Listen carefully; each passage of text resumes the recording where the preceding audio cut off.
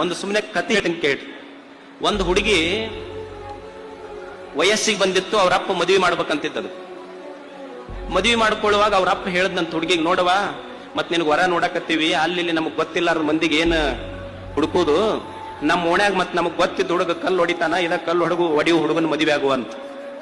ಅವಾಗ ಹುಡುಗಂತೂ ನಾ ಕಲ್ಲು ಹೊಡೆ ಹುಡುಗ ಮಾತ್ರ ಮದುವೆ ಆಗೋದಿಲ್ಲ ಅನ್ಲಕ್ಕೆ, ನಾ ಮದುವೆ ಆಗೋದಾದ್ರೆ ಅವ ಭಾರಿ ಶಕ್ತಿವಂತ ಇರ್ಬೇಕು, ಅಂತವನ್ ಮದುವೆ ಆಗ್ತೇನೆ. ಅವ್ರಪ್ಪ ಅಂದ, ಮತ್ತೆ ನಮಗ್ ಕಲ್ಲು ಹೊಡೆ ಹುಡುಗ ಇಲ್ಲೇ ಓಣ್ಯಾಗ ಮಗ್ಗಲ್ ಗೊತ್ತೈತಿ, ಅದಕ್ಕೆ ಮದುವೆ ಆಗಿಬಿಟ್ಟಿದ್ರೆ ಮುಗಿತಿತ್ತು, ಅಂಥ ಶಕ್ತಿವಂತನ ಎಲ್ಲಿ ಕರ್ಕೊಂಬರಿಲ್ಲ, ನೀನ ಹುಡುಕು ಅಂದವ. ಅವಾಗ ಅಕ್ಕಿ ಹೇಳದ್ದು, ಬೇಡ ನಾನ ಹುಡುಕ್ತೇನೆ ಅಂತ ಚಂದ್ರನನ್ನು ಕೇಳದ್ಲಕ್ಕೆ. ಚಂದಮಾಮ ನೀ ಬಾಳ್ ಚಂದ ಕಾಣ್ತೀನಿ, ನಿನಗ್ ಮದುವೆ ಆಗ್ತೀನಿ.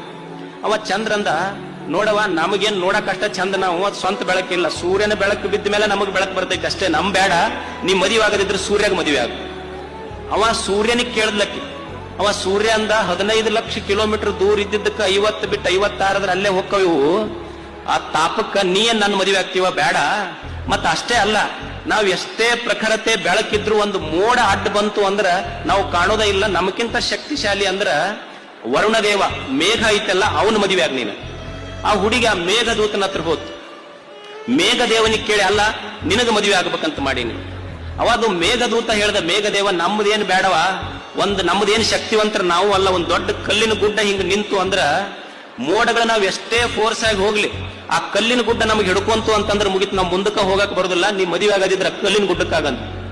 ಆ ಹುಡುಗಿ ಆ ಕಲ್ಲಿನ ಗುಡ್ಡಕ್ಕೆ ಕೇಳ್ದ, ಅಲ್ಲ ನೀ ನನಗ್ ಮದುವೆ ಆಗಿ, ನೀ ಬಹಳ ಶಕ್ತಿಶಾಲಿ ಅಂತಾರ. ಅವಾಗ ಅದು ಕಲ್ಲಿನ ಗುಡ್ಡ ಹೇಳ್ತಂತ, ನಾವೇನು ಶಕ್ತಿಶಾಲಿ ಅಲ್ಲ, ಆ ಕಲ್ಲೊಡೆ ಹುಡುಗ ಬಂದಂದ್ರೆ ನಮಗೊಂದ್ ಚಾನ ಹಚ್ಚಿ ಹೊಡೆದ್ರೆ ಪೂರಾ ಪುಡಿ ಪುಡಿಯಾಗಿ ಹೋಗ್ಬಿಡ್ತೀವಿ ನಾವು.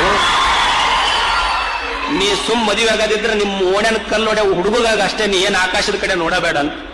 ಅಂದ್ರೆ ಯಾರೂ ಸಣ್ಣವರಿಲ್ಲ, ಎಲ್ಲರೂ ದೊಡ್ಡವರು ಈ ಜಗತ್ತಿನಲ್ಲಿ ಅಷ್ಟೇ. ಅದಕ್ಕೆ ಒಬ್ಬ ಗುರು ಒಬ್ಬ ಶಿಷ್ಯನಲ್ಲಿ ಅರುವನ್ನ, ವಿಚಾರವನ್ನ, ಜಾಗೃತಿಯನ್ನ ಮೂಡಿಸುವವನು ನಿಜವಾದ ಗುರು ಆಗ್ತಾನೆ. ಆ ದಿಶೆಯಲ್ಲಿ